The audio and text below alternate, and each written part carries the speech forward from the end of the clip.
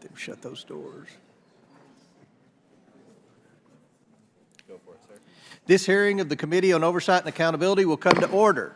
I want to welcome everyone here. Without objection, the chair may declare a recess at any time. I now recognize myself for the purpose of making an opening statement. I want to welcome everyone to this hearing before the Committee on Oversight. In recent years, diversity, equity, and inclusion, or DEI initiatives, have become a divisive subject in U.S. businesses, educational institutions, state legislatures, and here in Congress. Unfortunately, many of these initiatives, which many assume simply promote equal opportunity, have in some cases become integrated into employment practices to a point where the civil rights of employees are violated. DEI in some forms means preferencing racial categories and disfavoring other racial categories. It's discrimination with a fancy acronym. Racial discrimination is wrong, it's immoral, and it's illegal in the employment context. Next Tuesday, July 2nd, we will celebrate the 60th anniversary of the enactment of the Civil Rights Act of 1964 into law. Title VII of that law makes it an unlawful employment practice to discriminate in hiring or against employees once on the job because of their race, color, religion, sex, or national origin. When employers systematically implement employment practices that discriminate on the basis of race, it doesn't matter that it's dressed up in a fancy acronym like DEI. The law says that's illegal racial discrimination.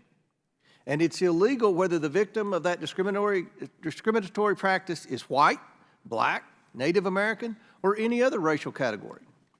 All one needs to do is review the disclosures of many Fortune 500 companies to witness the implementation of literal racial quotas in hiring and promotion.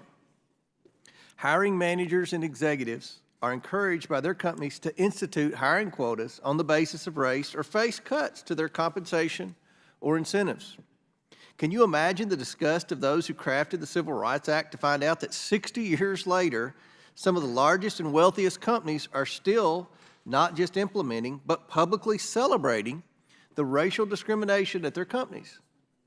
State attorneys general have called out companies advancing such discriminatory practices, such as, quote, explicit racial quotas and preferences in hiring, recruiting, retention, promotion, and advancement, end quote.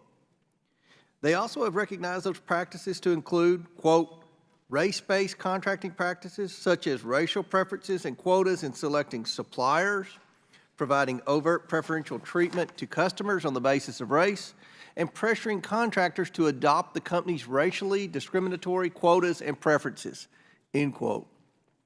I will enter the Attorney General July 13, 2023 letter into the record with unanimous consent, without objection, so ordered. The Equal Employment Opportunity Commission, or EEOC, the federal agency responsible for enforcing federal laws against illegal racial discrimination and harassment in all types of work situations, should stand up for the rule of law and investigate such practices at U.S. companies. The EEOC should also reiterate the plain language of Title VII, prohibiting racial discrimination in everything it does, through guidance, public statements, data collection, litigation, or otherwise. Yet under the Biden administration, the EEOC has demonstrated a pattern of public activity inconsistent with the law. And when presented with evidence of discriminatory practices at companies, the EEOC appears to have taken no action at all. In the worst cases, EEOC appears to have filed amicus briefs actually defending the ability of companies to engage in racially discriminatory practices. We are encouraged that EEOC Commissioner Andrea Lucas has been outspoken in support of the law, arguing correctly that the Title VII is violated if race was at all part of the motivation for an employment decision. On March 1st, 2024, I wrote the EEOC along with the subcommittee chairman, Pat Fallon from Texas, seeking a briefing and documents and information to conduct oversight of this matter. Since that time, I've been alarmed as well with EEOC redefining sex discrimination through guidance in a way that will jeopardize the rights of men and women in the workplace. On April 29, 2024, the EEOC issued an updated workplace harassment enforcement guidance, its first since 1999. This includes new language requiring employers to permit male employees to use female changing areas and bathrooms. And many states immediately sued the EEOC after the issuance of the new guidance on the grounds of government overreach, and those states seek injunctions to prevent its implementation. EEOC Commissioner Lucas has called out the new guidance for effectively eliminating single-sex workplace facilities in addition to intruding on the right of freedom of speech and belief. Thank you to the witnesses appearing here today, and I now yield to Ranking Member Ocasio-Cortez for her opening remarks. Thank you so much, Mr. Chairman. Throughout history, Americans have fought for and championed